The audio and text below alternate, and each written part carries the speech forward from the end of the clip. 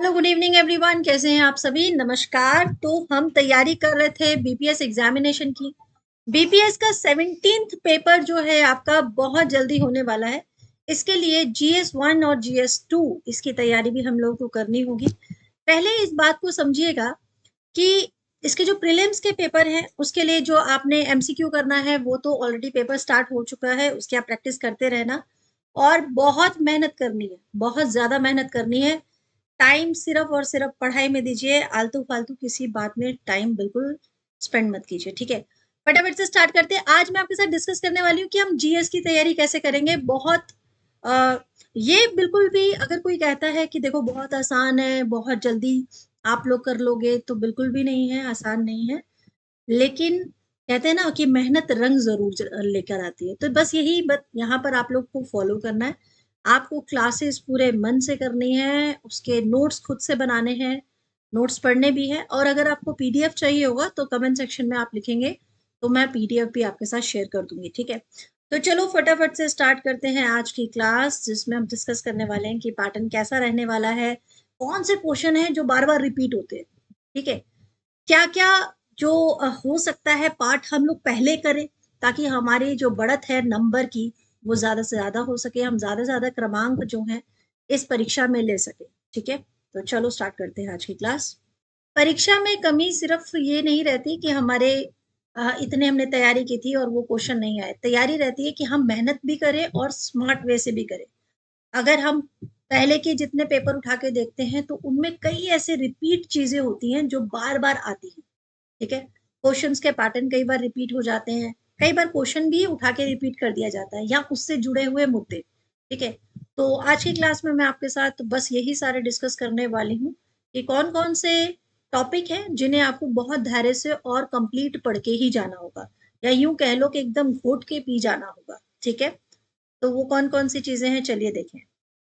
BPSC का जो GS 1 है उसका तीन, भाई मोटा मोटा तौर पे अगर मैं देखूं, अगर सिलेबस तो आप लोगों ने सबने पढ़ ही लिया होगा ना।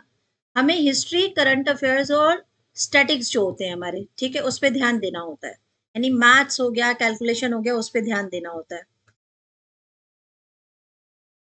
स्टैटिस्टिक्स, करंट अफेयर, स्टैटिस्टिक्स, ये क्या यहाँ पर?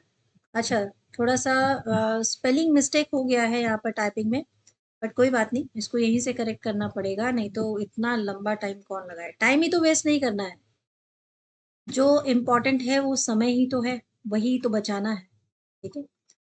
तो यहीं पर ठीक कर लेते हैं।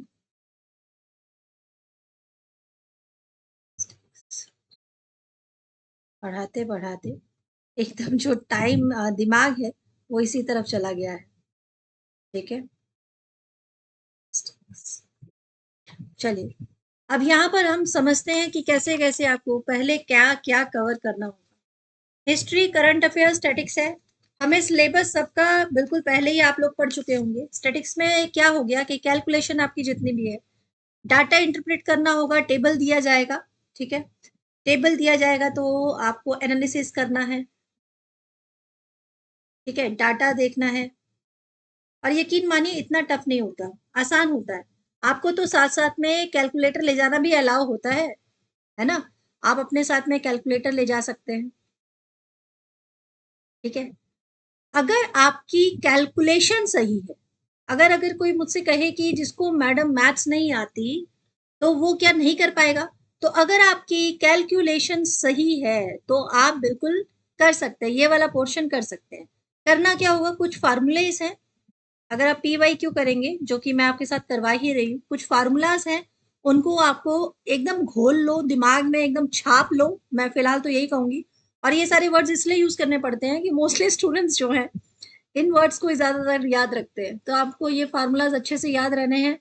फिर आपकी कैलकुलेशन बिल्कुल सही होनी चाहिए, आपका जोड़ घटा भाग ये सारे बिल्कुल परफेक्ट होने चाहिए। अगर ये सब सही है तो आप इसमें अच्छे से नंबर ले सकते हो, क्योंकि सिंपल होता है फार्मूला, ठीक है? ज्यादा ये लोग टफ नहीं पूछते, क्योंकि इन्होंने क्या चेक करना होता है, एक्चुअली ये चेक करते हैं आपका एप्टीट्यूड, कि आपका जो माइंड है वो किस तरह से काम करता है। तो फिलहाल यही सब चेक करना होता है, ठीक है? इसके बाद अगला क्या आता है, करंट अफेयर की बात आती है। अब करंट अफेयर में ये देख लो कि अगर मैं कहूँ कि करंट अफेयर बहुत आसान है तो ऐसा नहीं है। मुझे ऐसा लगता है कि इन तीनों में से सबसे ज्यादा समय लेना और सबसे ज्यादा टफ वाला जो वर्जन है वो आपका करंट अफेयर का ही माना जाता है। ठीक है, करंट अफेयर एक तो अब जब से ये हुआ है ना कि शॉर्ट आंसर भी आपको लिखना है, अब नया इंट्रोड्यूस जो हो गया उस पैटर्न के हिसाब से आपको करंट अफेयर के भी शॉर्ट आंसर लिखने पड़ते हैं, तो ये थोड़ा टाइम टेकिंग हो जाता है। ठीक है, बट कोई बात नहीं, इसकी भी हम लोग क्लासेस कर लेंगे, देख लेंगे कि अभी कौन सा ऐसे टॉपिक्स हैं जो आ सकते हैं जिनका हमें पढ़ना बहुत जरूरी है। ठीक है, नेक्स्ट आपका आता है हिस्ट्री। हिस्ट्री तो यार सबसे बेस्ट है। क्यों मैंने ऐसा कहा? क्योंकि इसका जो सिलेबस है वो बिल्कुल स्टैटिक्स है, आपका एकदम ये है कि वेल डिफाइंड है। ठीक है, वेल डिफाइंड है, कोई भी चीज बाहर से नहीं आती है, जो भी चीजें हैं वो आपको मालूम है, आपको सिलेबस दिया होता है और उसी में से आता है, और ये एक तरह का आपका एडवांटेज है। ठीक है, ये आपका एडवांटेज है कि आपको मालूम है कि क्या आने वाला है। समझ में आ रही है मेरी बात? क्योंकि हिस्ट्री जो होती है वो आपकी आसान है अगर आप उसको ठीक से पढ़ते हैं तो, और ज्यादातर मार्क्स आपको यहीं से ले जाने होते हैं। ठीक है, करंट अफेयर्स हम सबसे लास्ट में पढ़ने वाले हैं, और स्टैटिक्स जो है हमारा, ठीक है, स्टैटिक्स जो है हमारा वो हम पहले पढ़ने वाले हैं। यानी फर्स्ट नंबर पे हम लोग पढ़ेंगे हिस्ट्री और साथ साथ में चलने वाला है स्टैटिक्स, और फिर अगर आप डिमांड करेंगे तो करंट अफेयर। ठीक है, चलिए बढ़ते हैं, थोड़ा सा आगे चलते हैं। आगे में हमें जो ध्यान रखना है वो है इंडियन कल्चर। ठीक है, ज्यादातर जो पढ़ाई होती है, जो क्वेश्चंस आते हैं वो हमारे आते हैं इंडियन कल्चर, यानी हमारी संस्कृति, जो भारत की संस्कृति है उस पर क्वेश्चन आते हैं। ठीक है, उसके बाद आता है the modern history of India, यानी कि जो आपका आधुनिक भारत है, बहुत सारे क्वेश्चन यहां से कवर होंगे आधुनिक भारत से। लेकिन इसका बिल्कुल ये मतलब मत निकाल लीजिएगा कि आप एंशियंट को पढ़े ही नहीं, ऐसा मत कर लीजिएगा। ठीक है, वैसे तो अगर मैं सिलेबस में गौर से देखूं तो 1850 के बाद के हिस्से के ज्यादा क्वेश्चंस पूछे जाते हैं, बट आप लोग क्या करोगे, इससे पहले भी जो इंपॉर्टेंट इवेंट है उनको भी पढ़ोगे। ठीक है, करंट इंटरनेशनल और नेशनल इवेंट्स ऑफ इंपॉर्टेंस, जो भी ऐसे इवेंट हुए हैं पहले वो तो पढ़ ही लेना, जो मीटिंग्स हुई होंगी, जो कि एनवायरमेंट से रिलेटेड जो जो इंपॉर्टेंट इवेंट होते हैं, घटनाएं घटित होती हैं, वो आपके करंट अफेयर्स में बहुत इंपॉर्टेंट मुद्दा बनती है। ठीक है, उनको तो करना ही करना होता है। उसके बाद आपका जो ये हम लोगों ने बात कर लिया है कि हम अपना मैथ्स कैसे कर सकते हैं, एनालिसिस ग्राफ्स कैसे पढ़ सकते हैं। ठीक है, अब थोड़ा बढ़ते हैं, हिस्ट्री की बात करते हैं। आप समझते हैं वो टॉपिक्स जो बार बार आते हैं।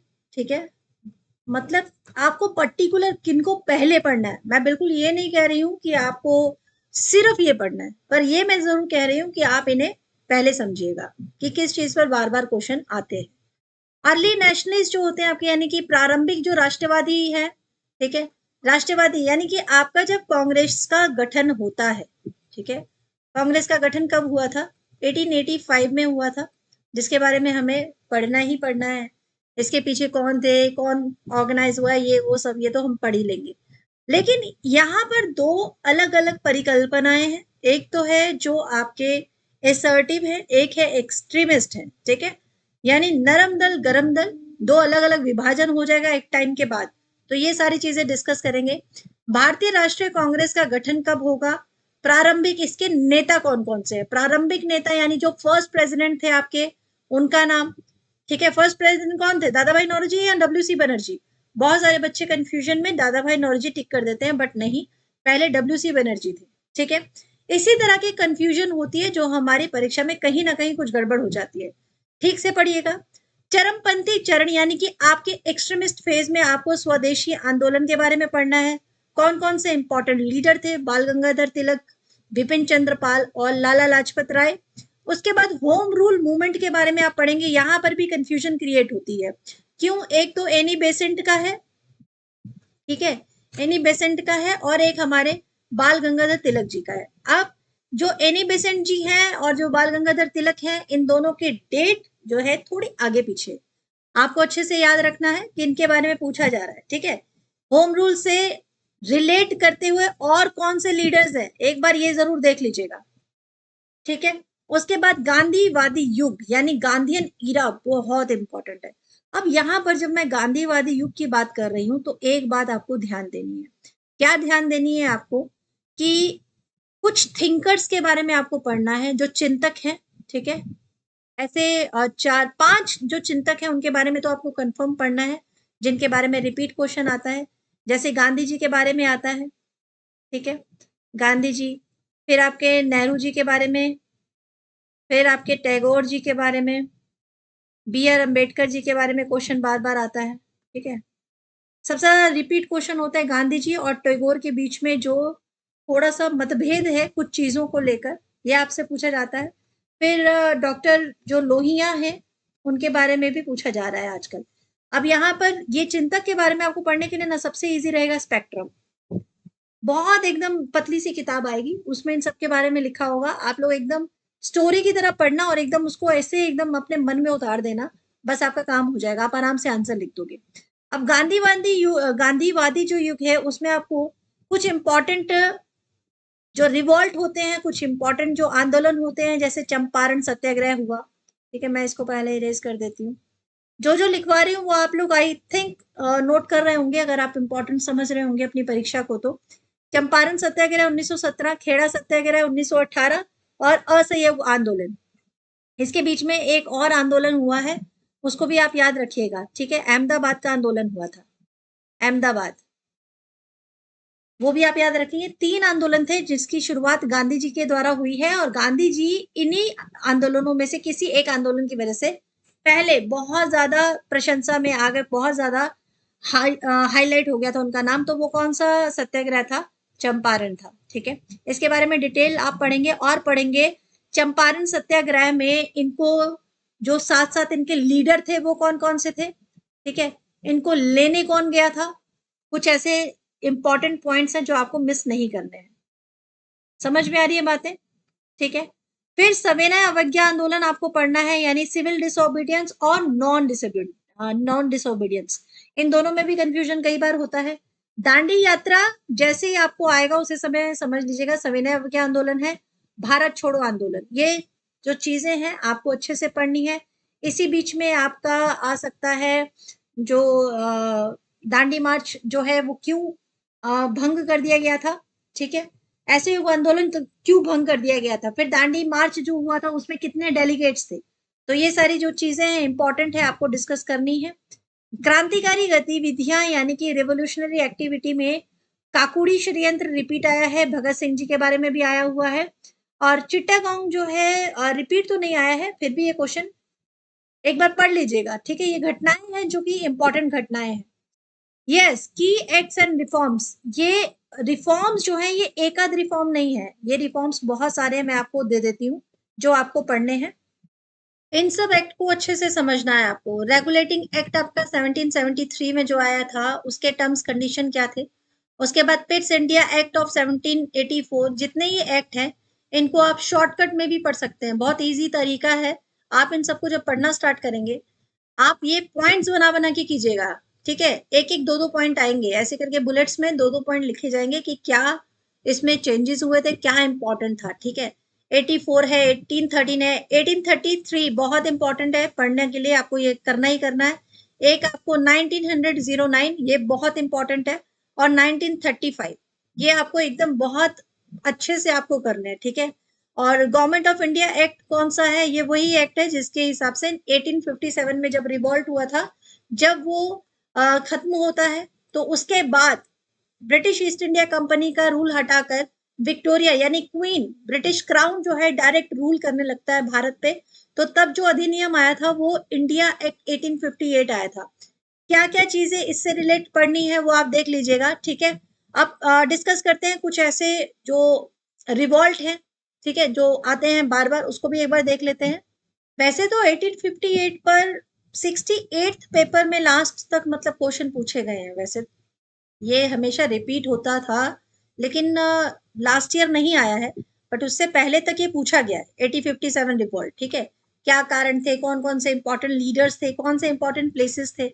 इंडिगो रिवेलियन जो है इंपॉर्टेंट है, इसको आपको पहले करना है। नील जो नील वाला था ना, नील आंदोलन, वो आपको करना है। उसके बाद संथाल इंपॉर्टेंट है।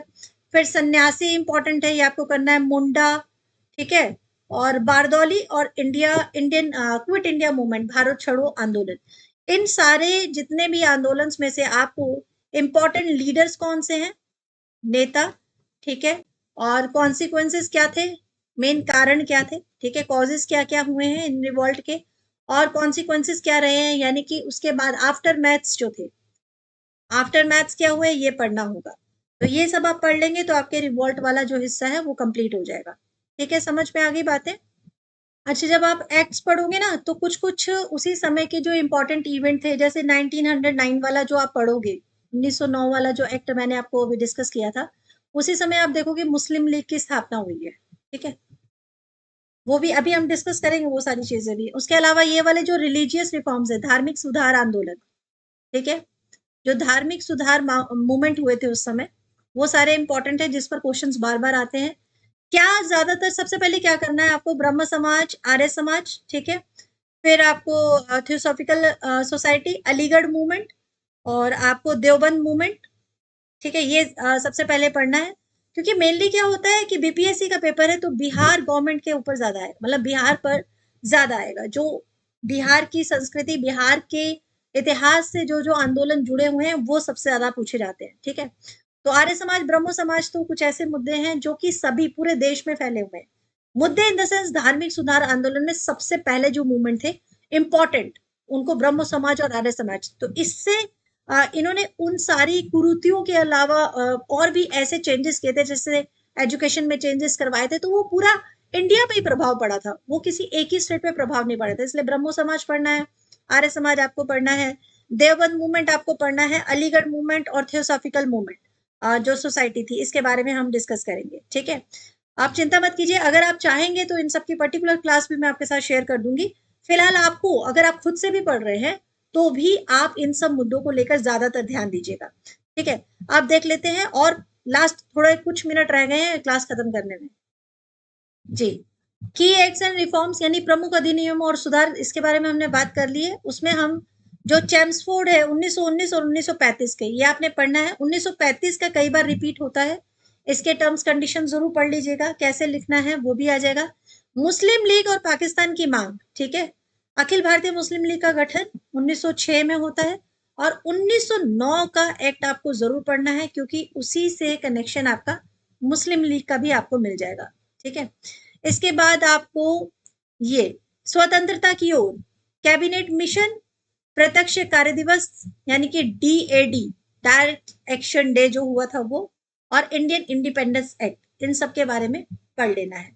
तो ये टोटल आपको जो, अगर आप कंप्लीट कर लेते हो तो उसके बाद आपका सारी तैयारी आपकी हो जाएगी। जीएस पेपर जो है आपका, उसमें हिस्ट्री जो पार्ट आता है उसमें कंप्लीट हो जाएगा।